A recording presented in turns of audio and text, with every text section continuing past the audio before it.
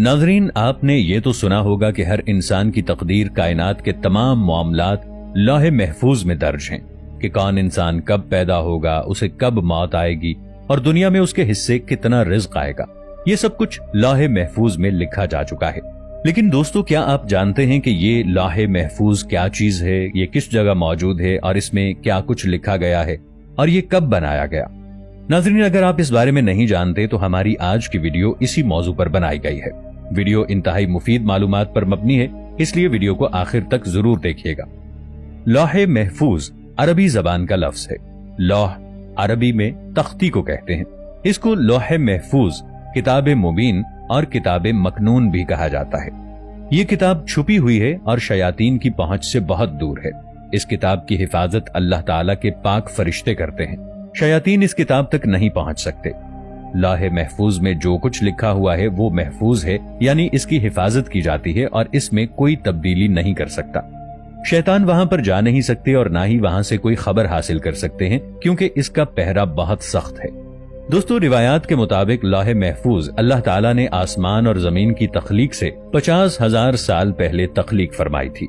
सही मुस्लिम की हदीस के मुताबिक हजरत मोहम्मद सल्लल्लाहु अलैहि वसल्लम ने फरमाया, जब अल्लाह ताला ने मखलूकात को पैदा फरमाया तो लौहे महफूज में ये लिख दिया कि मेरी रहमत मेरे गुस्से पर गालिब है। अल्लाह ताला के पास अर्श पर यह तहरीर मौजूद है। तो नाज़रीन, लौहे महफूज अर्श पर अल्लाह ताला के पास मौजूद है और अल्लाह ताला ने इस पर यह तहरीर करके अपनी रहमत के बेइंतहा वसी होने का ऐलान किया है। हजरत इब्ने अब्बास रज़ियल्लाहु ताला अन्हो से रिवायत है कि अल्लाह ताला ने लौहे महफूज में सबसे पहले यह दर्ज किया कि मैं अल्लाह हूं, मेरे सिवा कोई इबादत का मुस्तहिक नहीं। हजरत मोहम्मद सल्लल्लाहु अलैहि वसल्लम अल्लाह ताला के रसूल हैं। जिसने मेरे फैसले को तस्लीम कर लिया और मेरी नाजिल करदा मुसीबत पर सब्र किया और मेरी नेमतों का शुक्र अदा किया तो मैंने उसे सिद्दीक लिखा है और मैं उसे सिद्दीकीन के साथ ही उठाऊंगा। और जिसने मेरे फैसले को तस्लीम नहीं किया और मेरी नाजिल करदा मुसीबत पर सब्र ना किया और मेरी नेमतों का शुक्र अदा ना किया तो मेरे सिवा जिसे चाहे मर्जी अपना माबूद बना ले। कुरान मजीद में सूरह बुरूज आयत नंबर 21 और 22 में इरशाद बारी ताला है, ये तो कुरान है बहुत इज्जत वाला, लौहे महफूज पर लिखा हुआ। इन आयात से पता चलता है कि कुरान पाक भी लौहे महफूज में दर्ज है। कुरान पाक जिस किताब में मौजूद है वो सहीफे बहुत पाकीज़ा हैं। इनको कोई छू नहीं सकता मां सिवाय उनके जो पाक और साफ हों, यानी इज्जत वाले फरिश्ते ही लौहे महफूज को छू सकते हैं। लौहे महफूज इन फरिश्तों के हाथ और इन फरिश्तों के कब्जे में है। इससे पता चलता है कि असल कुरान पाक लौहे महफूज में मौजूद है और हमारे पास जो कुरान पाक है वो उस कुरान पाक की एक कॉपी है। हजरत अनस बिन मालिक रज़ियल्लाहु ताला अन्हो बयान करते हैं कि लौहे महफूज हजरत इसराफील अलैहिस्सलाम के सामने मौजूद है। हजरत इसराफील अलैहिस्सलाम अल्लाह ताला के वही फरिश्ते हैं जो क़यामत कायम होने पर सूर फूंकेंगे। रिवायात में है कि लौहे महफूज हजरत इसराफील अलैहिस्सलाम के माथे को जा लगती है। हजरत इसराफील अलैहिस्सलाम जमीन की तरफ निगाहें झुकाए खड़े हैं। जब लौहे महफूज उनके माथे पर लिखी है तो वो नजर झुकाकर इसको देखते हैं। ये लौहे महफूज जिन्नों, शयातीन और हर किस्म की बदी की ताकतों से इतनी दूर है कि जिसका अंदाजा भी नहीं लगाया जा सकता। लौहे महफूज में मौजूद तकदीरें और उमूर कायनात में किस तरह नाजिल होते हैं। दरअसल पूरा प्रोग्राम लौहे महफूज से लोहे दोइम पर आता है। ये लौहे महफूज जैसी ही एक तख्ती है। लोहे दोइम से ये प्रोग्राम अलग अलग इनफरादी तौर पर तमाम जानदारों तक पहुंचाया जाता है। चूंकि इस प्रोग्राम में इंसानी इरादे भी शामिल होते हैं, जैसे किसी इंसान ने कोई काम करना है तो ये काम उसके जहन में इसी तरह वारिद होता है। फिर उस काम में इंसान अपना जाती इरादा शामिल करता है, फिर वो इस काम को सरअंजाम देता है। यानी हर अम्र और काम में इंसान को नीयत और इरादा करने का मुकम्मल इख्तियार अता किया गया है। इस कुरान करीम में कुछ अल्फाज ऐसे हैं जिनका मतलब आज तक किसी को मालूम नहीं और न ही ये मालूम होगा। यहाँ तक कि हजरत मोहम्मद सल्लल्लाहु अलैहि वसल्लम ने भी इन अल्फाज का मतलब सहाबा किराम रज़ियल्लाहु अन्हुम को नहीं बताया, बल्कि इनको राज रखा गया। इसके पीछे एक बहुत बड़ी हिकमत है। इन अल्फाज को हुरूफ मुक़त्ताआत या लौहे कुरानी कहा जाता है।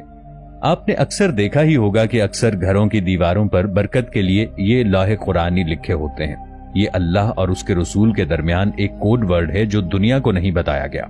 اور بہت سے علماء کرام یہ اندازہ لگاتے ہیں کہ ان الفاظ کے اندر روز قیامت امت مسلمہ کے لیے بہت سی خوشخبریاں چھپی ہوئی ہیں۔ اگر ان کو دنیا میں بیان کر دیا جاتا تو ہو سکتا ہے لوگ جنت اور دوزخ کے لیے اور روز قیامت کے لیے اتنی محنت نہ کرتے۔ لوح و قلم اللہ کے فرش کے پاس موجود ہے۔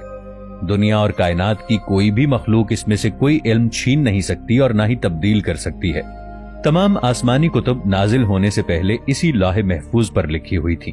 یہ لوح محفوظ اللہ کے عرش کے پاس موجود ہے جو سفید موتیوں سے بنی ہوئی ہے، اور اس کے الفاظ سرخ یاقوت کے ہیں۔ اس کے الفاظ اور قلم نور سے بنے ہوئے ہیں۔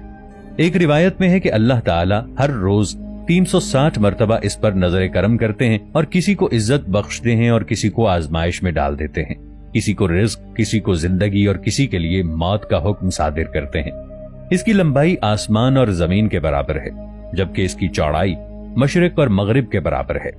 یہ اللہ کے فرش کے دائیں طرف بندھی ہوئی ایک فرشتے کی گود میں موجود ہے۔ ناظرین، اب تک آپ نے صرف یہی سنا ہوگا کہ انسان کو اس کے اعمال کی بنیاد پر یا تو ہمیشہ کے لیے جنت میں داخل کر دیا جائے گا یا برے اعمال کی وجہ سے جہنم اس کا ٹھکانہ ہوگا، اور آپ میں سے بہت سے لوگ یہ بھی جانتے ہوں گے کہ جنت اور جہنم کا یہ سفر ہمیں ایک پل کے ذریعے طے کرنا ہے جسے ہم پل صراط کے نام سے جانتے ہیں۔ یہ پل بال سے زیادہ باریک اور تلوار سے زیادہ تیز ہوگا۔ یہ پل جہنم کے اوپر موجود ہوگا اور اسے پار کرتے ہی سامنے جنت کا دروازہ ہوگا۔ کہا جاتا ہے کہ اس پل کی لمبائی کئی ہزار سال کی مسافت جتنی ہوگی۔ کہا جاتا ہے کہ جہنمی لوگ جہنم کی آگ کی شدت سے کٹ کٹ کر جہنم میں گر رہے ہوں گے، جبکہ اللہ کے نیک بندے اور جنتی لوگ بجلی کسی تیزی سے پل صراط کو پار کر لیں گے۔ اپنے اعمال کی وجہ سے کچھ لوگ آہستہ آہستہ چل کر اور کچھ لوگ رینگ رینگ کر انتہائی تکلیف سے چل رہے ہوں گے۔ دوسری طرف ہمارے آقا حضرت محمد مصطفیٰ صلی اللہ تعالی علیہ وآلہ وسلم جنت میں جانے کی بجائے اللہ کے حضور سجدہ ریز ہوں گے کہ اے اللہ میری امت، اے اللہ میری امت، اے اللہ میری امت کی خیر فرما۔